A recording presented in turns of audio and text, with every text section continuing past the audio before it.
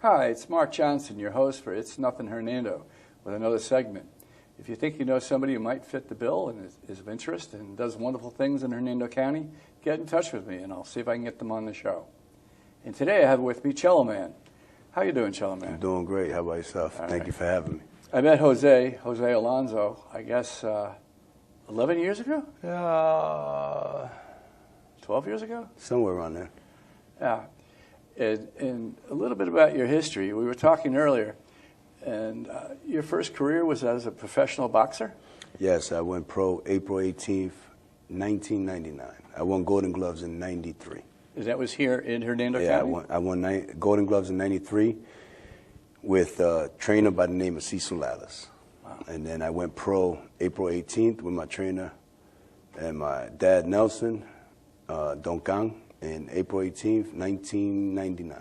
Did you win titles as a professional? I won the WBA title April 18th, 2003. Wow. And then what happened? Then after that, 2 weeks after that, I broke my ankle. Uh-huh. And I just stopped boxing. So you retired? I just stopped boxing. I guess, now looking back at life, I guess I was depressed and just let life take over instead of me taking over life. That's the one thing I know about you. You've always been very inspirational, very motivational to people on your outlook in life. We were talking earlier that you had a span of 8 years and nothing really notable went on, and then you went back to boxing. I went back to boxing at the age of 34. Oh, my gosh. I was watching boxing with my son, my oldest son, and he tells me, he calls me Papi because I'm his dad. He says, Papi, why don't you get back into boxing? And I said, 34 years old, I weighed almost 300 pounds. And his exact words was, well, you always told us not to be that what-if person. So I always say my son punched me with my own words. And that's really when I just started running at 295 pounds and was mad at the world that I was doing it. But I could not let my son and my daughter down because I've always told them, don't be that what-if person. And I showed them by not. I can never say what if I would have. I did it. You know, every night at 3 o'clock in the morning, I run 5 miles. I do it in my sleep. I don't break out of sweat. You know, I'm never out of breath, and I've lost 20 pounds. That's it. I stopped running. I put the weight on, so I'm starting to run again. That's good. That's good. And then you had fights, and you said you won another title? Yes, I came out of retirement, and on 11/11/11, I won the Florida State title. I fought a great fighter by the name of Adam Jacob from Sarasota, Florida. Oh, fantastic. And I won that title. And then after that, I went to training camp in Puerto Rico. I was there for 6 months. And I had fights that kept falling off. And finally, I was able to fight a young gentleman by the name of Lamar Russ. And I fought on Telemundo. And I actually lost that fight. There's no excuse. I lost. And I lost the range of motion on my neck. You know, I found out a couple of weeks after that. And so I retired. And that's when your story gets interesting. I just wanted to set the stage for when I met Cello Man, and it was after that. It was, I guess, the 2007 or 8 that I met. Somewhere around there, yeah. I don't know if I mentioned BNI or another networking group. And I found you very inspirational. At that time, you had transitioned, and you were a personal trainer. Yes, I became a personal trainer. I was actually Cecil Lallis' son. His name is actually Tony Lallis. I actually hired him to start training me, and because we actually grew up together here in Hernando, because his dad trained me and him, so he knew boxing. So I needed someone that was great at training and was great and understood the game of boxing. And we started our program, and I went to a sparring session, and I got hit with a regular jab. I've been hit with jabs all the time. And at that time, my whole right side went numb. And it happened twice. So the second time I went to go see my sports physician, he did his test, and I lost the range of motion on my neck, so I stopped boxing. And then Tony Lallis put that little bug in my ear and said, hey, you ever thought about personal training? So once he put that bug in my ear, I started studying, then, you know, did what I needed to do, and became a personal trainer. Did you also have a boxing camp with that? No, I didn't have a training camp. I did boxing boot camps. I did boxing boot camps. I've done things like that, but I never trained anyone for boxing. Yeah, with the boot camps, did you charge the students, or did some go on scholarships? You do it from the heart? No, I know you have a big heart. Yeah, no, training for whenever I did my boot camps, all I did was charge $5. Wow. $5. And when I did my boot camps at Veterans, there were people that didn't have $5. So I didn't turn them away, just come. Because if you're able to take that, if you're able to have the courage just to step in and say, listen, I want to do it, but I don't have $5, it doesn't matter to me, come train. The more the merrier. If you're doing something that's going to benefit you and help you, and I'm being a part of it, that's a win-win for me. How did that help the kids that were in this boot camp? It helps the kids because it takes them, it just takes them away from games. It takes them away from just being home, you know, and it encourages them to do something that they think that they can't do. And when you have 10, 15, 20 people doing the same thing, making mistakes, laughing, encouraging, it's just fun. So it's a great atmosphere for them. That's fantastic. And it's a great atmosphere for the parents. It's a great atmosphere for the parents being with their kids doing it together.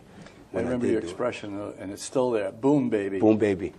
Boom, baby. I've been saying boom, baby for a long time. Yes, you have. The story behind that, my kid's little cousin, her name is, we call her Chi-Chi. She's always called me Cello Boom Boom. And I was training. Was Cello Man your professional name? Yes. Okay. It was my boxing name. Yeah.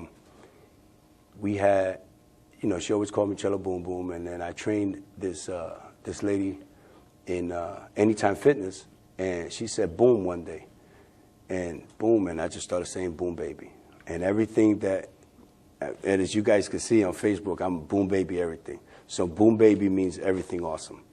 I believe that life is awesome, no matter whatever trials and tribulations and obstacles you face daily. Life is awesome. Life is what you want it to be, and overcoming is the key. You were doing personal training up to the point where I find you extremely motivating, and that was up until last year, correct? You were still... Yeah, I started training, and I was looking for something more, I guess, for me. You know, training is hard. It's you know, it's up and down, and I did it on my own, you know, and so I gave it a break and went to hourly work and started working at Walmart Distribution Center. Okay. And I went there, and I was there for a year, and then I wanted something more, and I went to Waste Management, and Waste Management, and two great companies, and I started doing that. And you know, I want to touch on just a little bit of what happened. I understand we can't go into a lot of detail, but it was just about a year ago. You were saying this in February. Yeah, February 10th would be a year since I was shot. You were out with your wife celebrating her success? Her success. My wife been in business with her family pretty much as long as she can remember.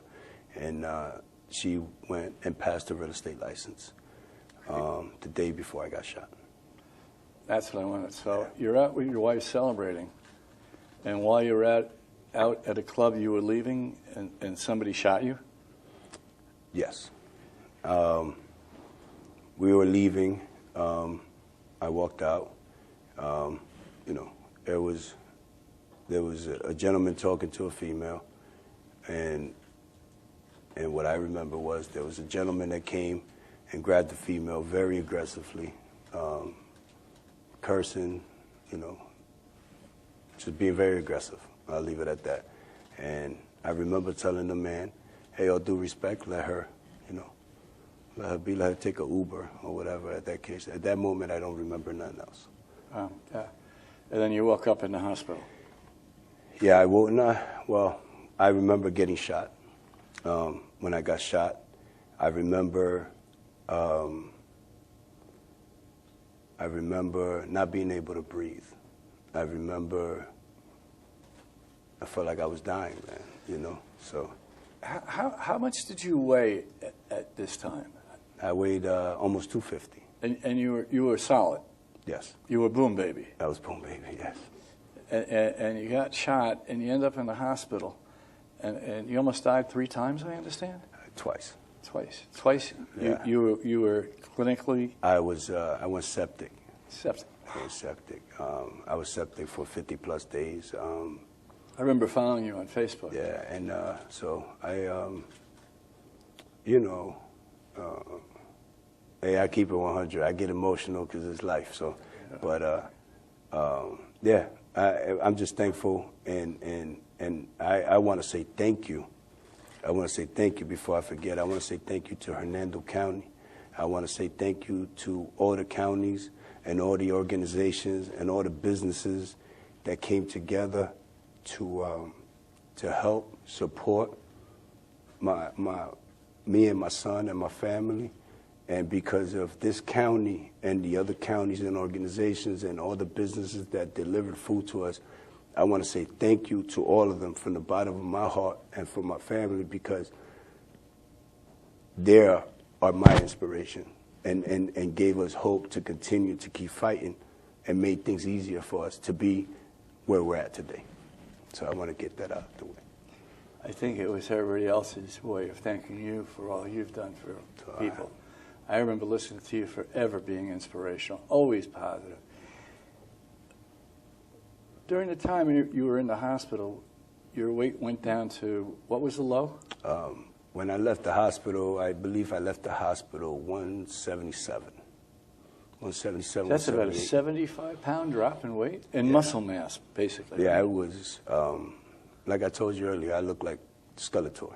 Wow. The hardest thing to do is knowing who you've been and what you've done your whole life, and when you look at yourself in the mirror and you completely look.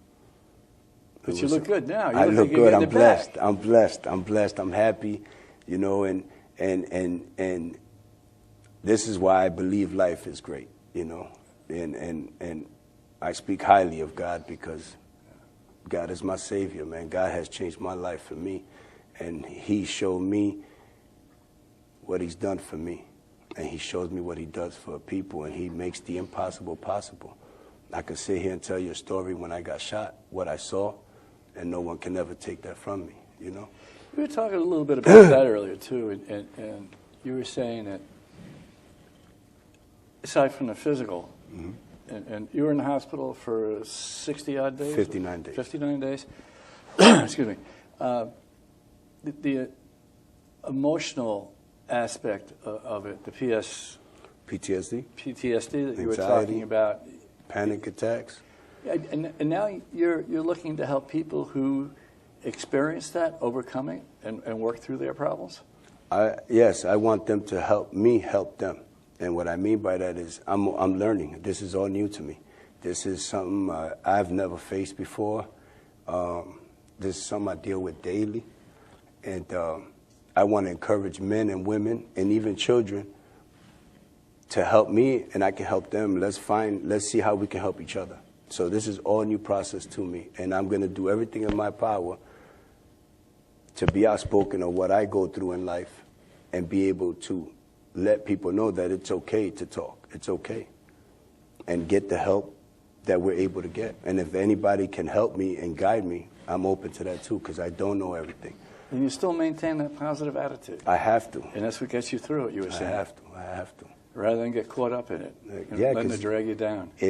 Listen, the reality is anxiety, panic attacks, trauma triggers, PTSD, it's real. It's strong. It's very powerful.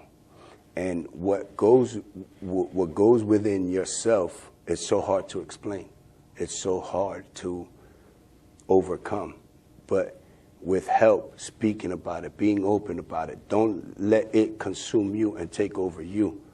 If you don't let it do that, you're winning, because you're fighting it every day. And that's what I do. I fight it every day, because it can take over you. It can destroy you, and it will destroy you if you allow it to. I'm smiling because I heard you say the same words. Don't let it take you over you. No. 10 years ago, that's always been your attitude. Where the mind goes, the body follows. Yeah, that's another one of your favorite expressions. Where the mind goes, the body follows. So what's in your future? What are you doing now? You're selling real estate with your wife, I Yes. understand. I'll speak briefly on this. This was an amazing journey for me. when it comes to being a realtor, because for 8 months I was laying in bed. You know, our son was shot, I was shot. So to me, my wife is the hero. Really? And my What's her name for the public? My wife is Christina Alonso. Okay. I call her my lioness queen. There you go. And to me, she's the hero. My son and my daughter, they were there with me every day. My son did so many things for me that's all you ever want from your kids. So that means that you've been the best father you can be. So they let me know that I've been the best dad that I can be. So, but my wife, you know, to have her husband, her son shot, still have to take care of me, take care of her son, take care of the house, cook, go to school, work, and still manage to stay sane. That's my hero.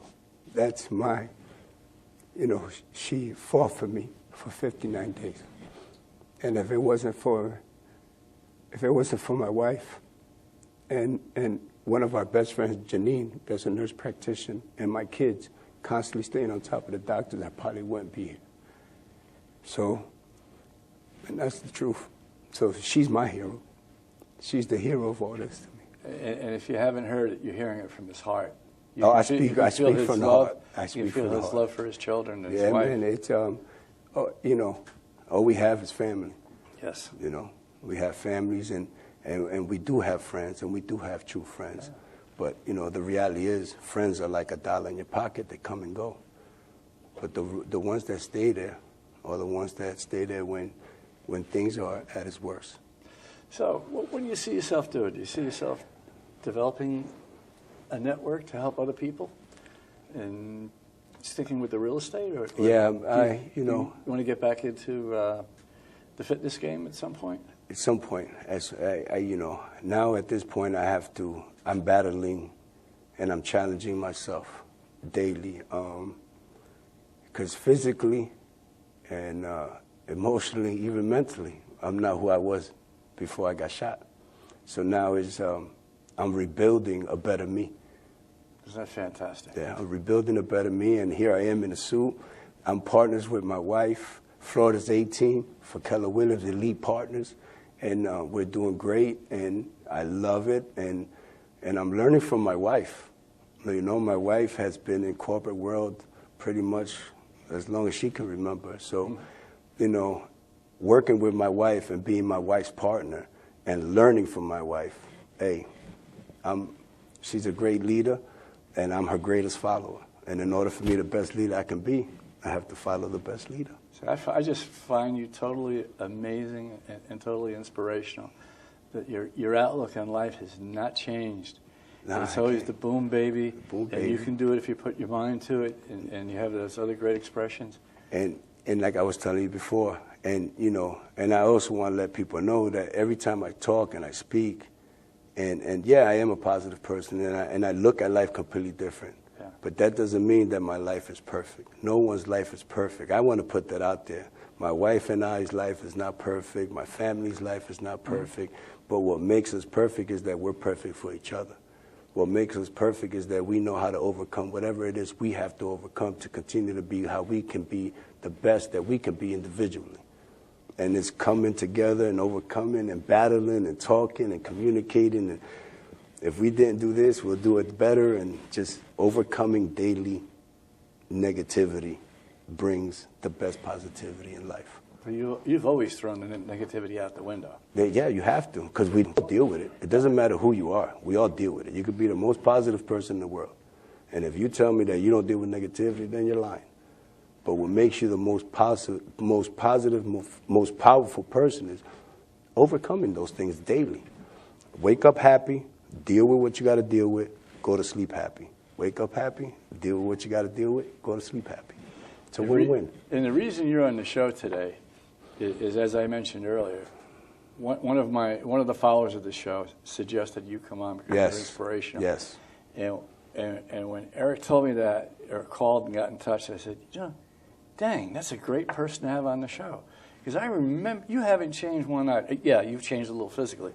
And I can understand you better today. In those days, you were a little rough around the edges. I hear you. I hear you. But you were just, your message is consistent. Be the best you can be. Be positive. Sure. And that's an amazing, to me, amazing quality, especially with the tribulations and trials you've had in your life that you overcame. And my hat's off to you. Thank you. I want to thank you for being here. Anything else you want to add? No, I just want to say thank you to you, to your staff. I want to say, and I say it again, thank you to Hernando County. Thank you to all the counties that has been a part of my journey, my family's journey, and our son's journey. And I couldn't thank you guys enough. And I'll never get tired of thanking you and making our life as easy as possible to be where we're at today. Because of you guys made it easier. And I thank you from the bottom of my heart. Thank you, Cello Man. And that's it. This is Mark Johnson for It's Nothin Hernando.